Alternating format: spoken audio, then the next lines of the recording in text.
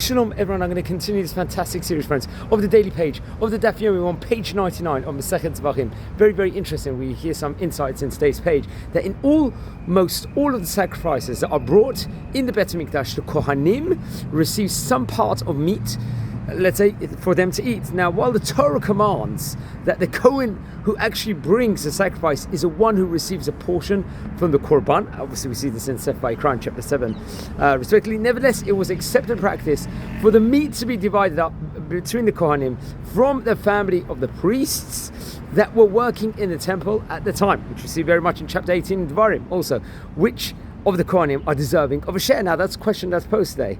Are Kohanim who are unable to perform the temple service, either because of a long-term condition, a permanent blemish, or a short-term condition, or maybe they're ritually defiled?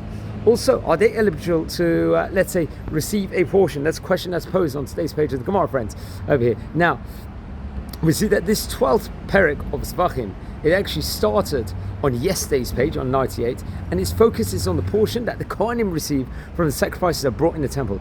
According to the Mishnah, whoever is not able to perform the Bet HaMikdash service will not be able to share in the priestly portion and will receive neither meat nor the skins from the sacrifices. Now, one exception mentioned by the Mishnah is a Ba'al Mum, someone who suffers a physical blemish that precludes him from participating inside the service, and the Gemara is going to actually explain this. This is because the Torah clearly includes a Ba'al Mum as one who receives and eats the portion.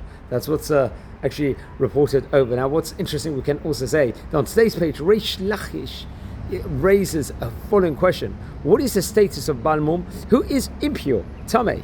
Should we say that the Torah included the Ba'al Mum under all circumstances, even if he cannot actually eat from the sacrifice at this moment, or perhaps the fact that he is ritually defiled and cannot eat will preclude him from receiving a portion? Now, the great Rabbi Rava is actually going to make a clarification over here with regards to this by quoting a Baraita that teaches that in the case of the high priest who is allowed to perform the temple service, even when he is in mourning for a parent, nevertheless he cannot partake from the meat of that sacrifice. A very, very interesting insight here in the Masechet Zevachim, page number 99. Wish you all a fantastic day. Take care and enjoy every single day of Daf.